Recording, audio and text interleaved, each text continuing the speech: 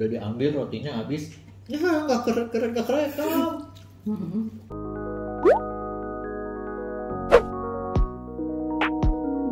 Hello everybody, I'm Millennial You. Welcome to Main Solitude YouTube channel.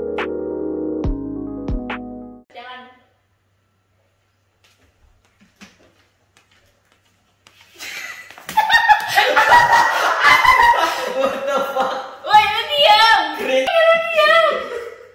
Lu diam! Kalau ada lu, gue pengen ketawa terus. Enggak, lu diam gak?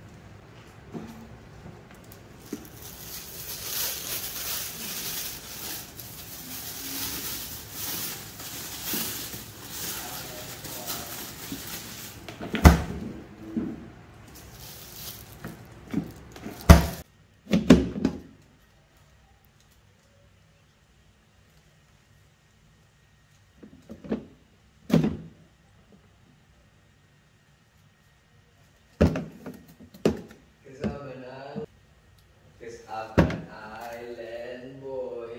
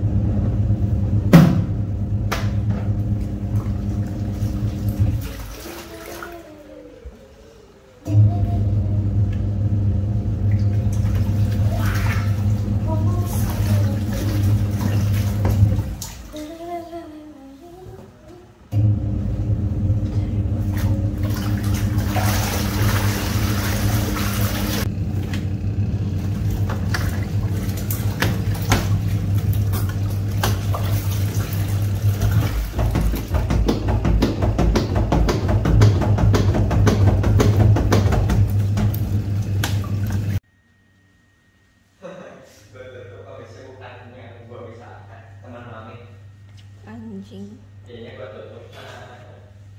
Salah sendiri kan pegang handphone. I'm back. Woi diam dulu, ini gue lagi video ini, nanti videonya sama gue kasih ke papis ya lo ngomong-ngomong kayak gitu.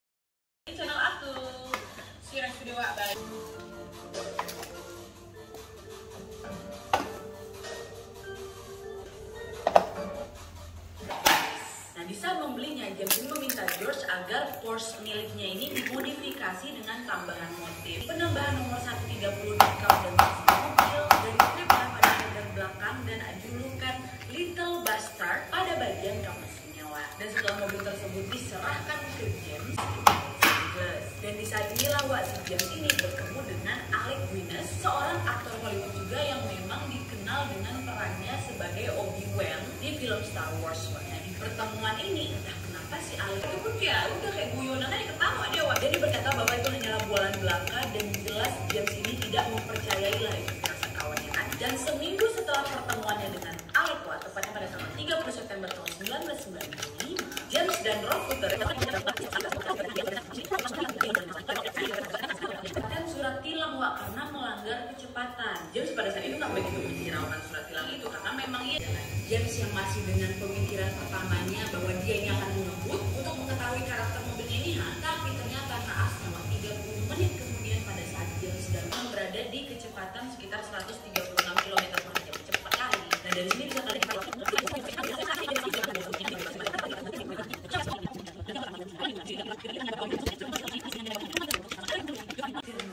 kemudian pencuri lainnya kan yang kawan lagi tuh terluka juga ketika berusaha mencoba. George pun akhirnya memutuskanlah untuk menyembunyikan Little Bastard ini supaya nggak ada korban. Sekarang warna White Secret berubah menjadi warna Crystal Secret. Rahasia kulit cerah bercahaya seperti kristal. Inovasi halal dari teknologi dengan menggabungkan kehebatan 2 kali ekstrak hydrolyze dari pegunungan Alpen. Sendiri merupakan juara Formula 3 Inggris pada tahun 2009 dan ini juga bergabung bersama manajemen pembinaan pembalap muda Red Bull dan dari Racing. Ini pada saat itu sempat frustasi dan dia mengatakan dalam konferensi pers bahwa dia yakin sekali mobil Formula 1 miliknya ini berada di bawah sini. Kok bisa dia punya pernyataan kayak gitu? Dia sendiri loh yang ngomong dengan orang-orang kan terkait dia. Jadi memang ada beberapa konteks menarik di balik klaimnya si Daniel ini. Mobil F1 Red Bull miliknya ini tampil kuat dalam uji coba dan Daniel pun bahkan berhasil mencetak 2 kemenangan di awal musim. Dan tak lama setelah kemenangannya di Monaco itu peruntungannya tiba-tiba berubah dan secara dramatis juga. Dan dari situ Daniel pun heran kenapa tiba-tiba performa mobil F1 ini menurun drastis. Padahal apa itu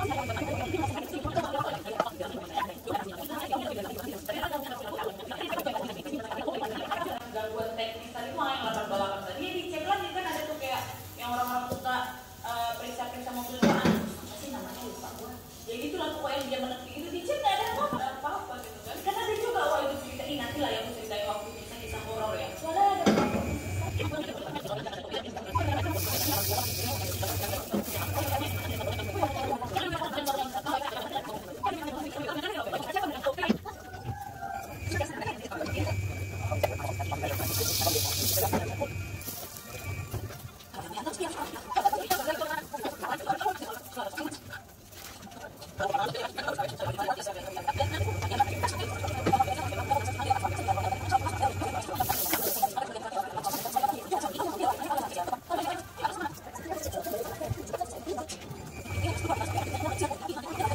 istilah flu ini seperti kita tahu selalu merujuk kepada satu istilah lain yang lebih umum lagi yaitu pilek. Tapi sebenarnya flu sama pilek ini beda. Karena memang sulit menemukan perbedaan antara flu dan pilek ini. Tapi kalau dilihat dari gejala flu ini berlangsung lebih lama dan bisa dikaitkan dengan demam, menggigil, dan apa. Sementara gejala pilek ini cenderung berlangsung sebentar dan biasanya hanya menyebabkan hidung berair dan demam ringan. Biasanya influenza ini ditularkan melalui udara lewat batuk dan bersin yang akan menimbulkan aerosol yang mengandung virus. Influenza juga dapat menular dari tinja burung atau melalui kontak dengan permukaan yang sudah terkontaminasi. Jangan sepele sama influenza ini, karena influenza ini sudah menimbulkan kematian sejumlah 250.000 dan 500.000 korban jiwa setiap tahunnya, bahkan sampai mencapai jutaan orang pada beberapa tahun pandemi. Bahkan ya, rata-rata korban jiwa di Amerika Serikat sana mencapai 41.400 orang setiap tahunnya antara tahun 1979 sampai 2001 sejarah umat manusia. di mana virus ini merebak pada tahun 1917 sampai 1918, hanya sekitar 1 tahun, tapi sudah membunuh 50 juta orang atau sepertiga populasi manusia. 50 juta orang, 50 juta orang, jadi yang sepele banget.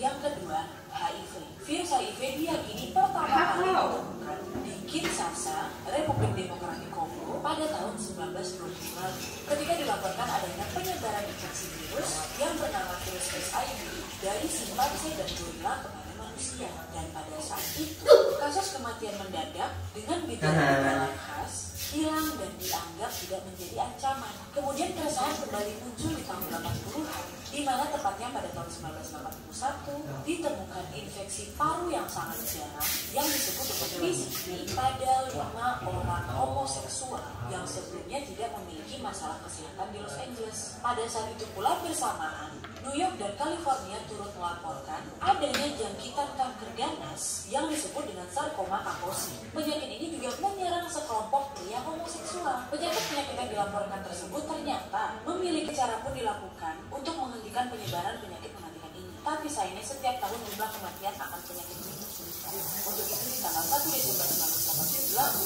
WHO mencanangkan tanggal tersebut sebagai Hari HIV/AIDS sedunia, dan peringatan ini diperingati setiap tahunnya agar masyarakat dunia senantiasa waspada.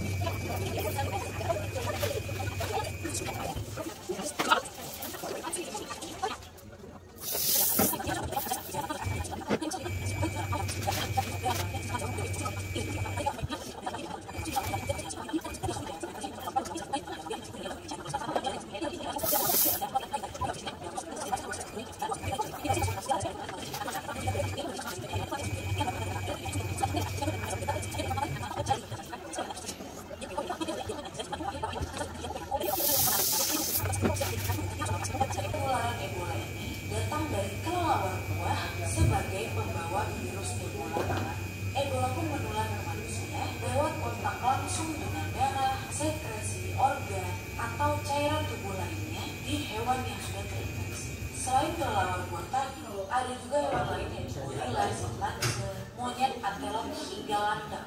Dan gejala awal dari Ebola ini biasanya serupa dengan malaria, yaitu demam tinggi, nyeri otot, sakit kepala, dan radang tenggorokan. Dan pada kasus-kasus tertentu bisa terjadi pendarahan internal dan eksternal. Kenapa virus Ebola ini disebut mematikan?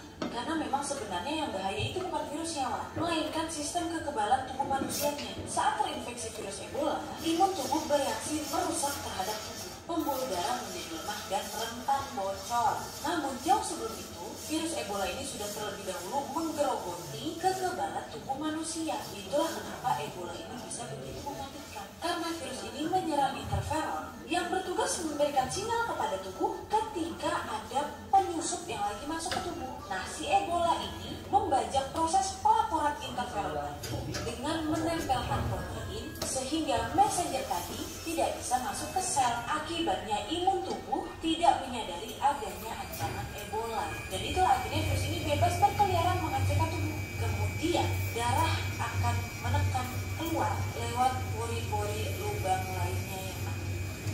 Bahkan WHO menyebutkan Ebola bisa menewaskan 70% orang yang terinfeksi. Coba duduk tuh sambil kayak biasa papih makan. Basah. Tuh nggak kelihatan sama sekali. Kalau gitu mah kelihatan. Ini cuma kelihatan dari sininya aja. Ini nempel. Iya kayaknya karena menyatu caramelized. Soalnya File kayaknya nggak mau. File mau roti gak? Roti gula. Roti telur? Makan.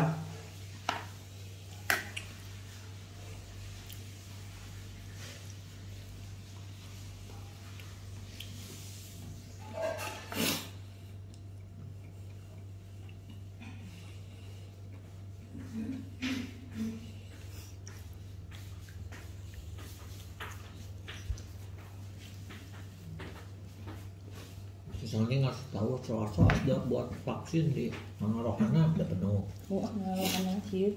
Pfizer udah diambil, rotinya habis. Ya nggak keren kamu. Bikin lagi terus gitu.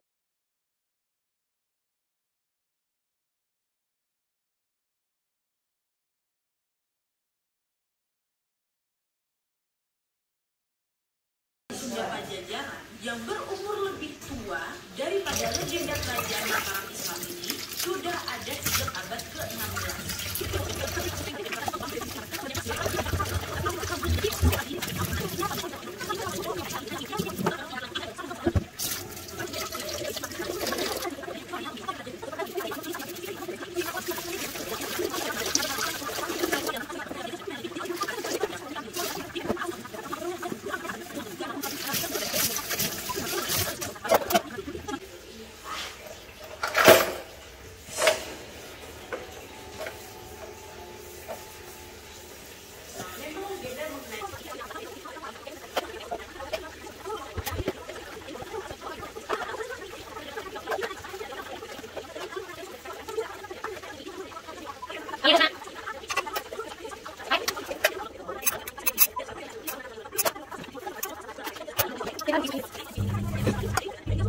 Tanggung jawab terhadap sesama yang akan ditunjukkan pada video ini adalah pelayanan dalam keluarga di rumah. Yeah.